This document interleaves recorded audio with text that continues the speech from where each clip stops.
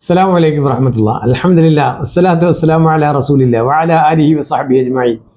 അൽഹംദുലില്ലാഹ് ഖാൻ കരിക്കോട് സാറിൻ്റെ വളരെ വിജ്ഞാനപ്രദമായ അറിവുകൾ നമുക്ക് മനഃശാസ്ത്ര വഴിയിലൂടെ നമുക്ക് കിട്ടിക്കൊണ്ടിരിക്കുന്നത്, പ്രത്യേകിച്ച് കുടുംബജീവിതം ഭദ്രമാക്കാൻ, സന്തോഷമാക്കാൻ.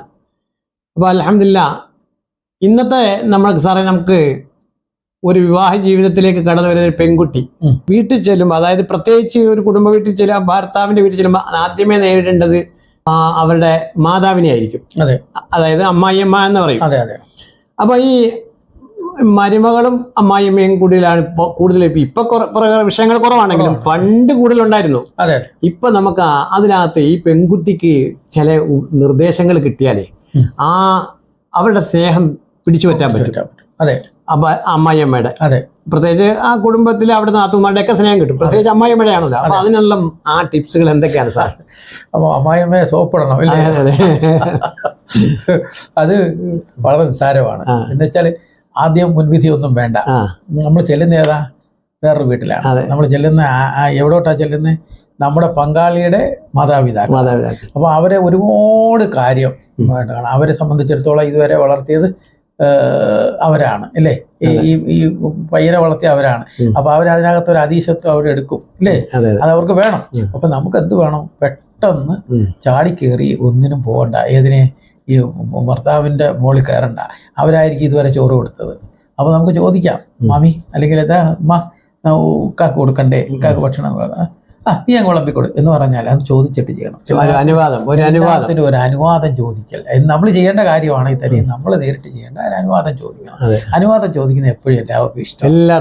എന്നുവെച്ചാൽ തനിക്ക് വിധേയപ്പെട്ട് ജീവിക്കുന്ന ഒരു പെൺകുട്ടിയാണ് എന്ന് അമ്മായിയമ്മയ്ക്ക് തോന്നണം. അതാണ്. അപ്പൊ ഞാനീ പറഞ്ഞത് എന്തിനും അഭിപ്രായം. യാത്ര പോകുന്നു, അപ്പൊ വീട്ടിലോട്ടാണ് പോകുന്നത്, എന്തായാലും പോകാനൊക്കെ തീരുമാനിച്ചിട്ടാണ് ഇരിക്കുന്നത്.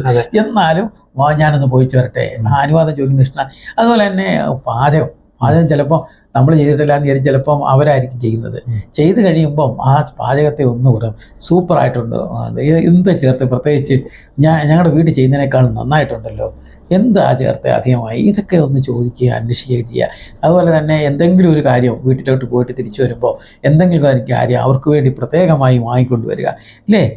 പിന്നെ അതുപോലെ തന്നെ അമ്മായിക്ക് അറിയാൻ വയ്യാത്ത ഒന്ന് രണ്ട് പാചകം പഠിച്ചു വെച്ചേക്കണം. അത് എനിക്ക് പല അനുഭവങ്ങളിൽ ചിലർ പറഞ്ഞിട്ടുണ്ട്. അത്തരം അറിവ് ഉണ്ടായിരുന്നത് കൊണ്ടാണ് ഞാൻ രക്ഷപ്പെട്ടത്.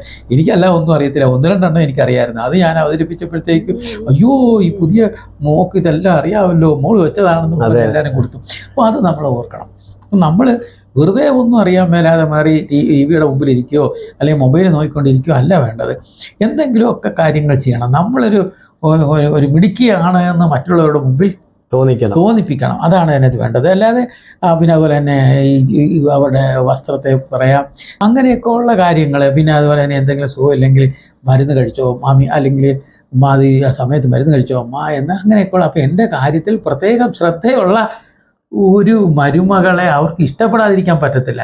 ഇതിനൊന്നും ശ്രദ്ധിക്കാതെ വേറെ ചില കാര്യങ്ങൾ, അവരിലെ മോശം കാര്യങ്ങൾ കണ്ടുപിടിക്കാൻ നടക്കുമ്പോഴാണ് പ്രശ്നമാണ്. അവരിൽ എന്ത് നന്മയുണ്ട് ആ നന്മയെ നമുക്ക് ഇഷ്ടപ്പെടാം, മോശത്തെ നമ്മൾ ശ്രദ്ധിക്കുകയും വേണം അല്ലേ? അത് അവരുടെ കാര്യമാണ്. അതെ, അൽഹംദുലില്ലാഹ് വളരെ പ്രധാനപ്പെട്ട ഒരു പോയിന്റാണ് നമുക്ക് പ്രത്യേകിച്ച് പെൺകുട്ടികൾക്ക് വേണ്ടി സാറ് നൽകിയത്. കാരണം ഒരു അന്യ വീട് സ്വന്തമാക്കാൻ പോകുന്ന ഒരു വഴിയാണ് വിവാഹബന്ധം എന്ന് പറയുന്നത്. അപ്പോൾ ആ വീട്ടിലോട്ട് ചെല്ലുമ്പോൾ പ്രത്യേകിച്ച് ആ വീട്ടുകാരെ പരിഗണിക്കുക, അവരുടെ എല്ലാ സ്നേഹവും പിടിച്ചു പറ്റാൻ ചെറിയ ചെറിയ ടിപ്സുകൾ, പ്രത്യേകിച്ച് എല്ലാ കാര്യത്തിലും ആ ഉമ്മയോട് അനുവാദം ചോദിക്കുക. അതുപോലെ തന്നെ അത് നന്മയായിട്ട് കണ്ടുകൊണ്ട് തിന്മയെ നമ്മൾ മൂടി വെക്കുക.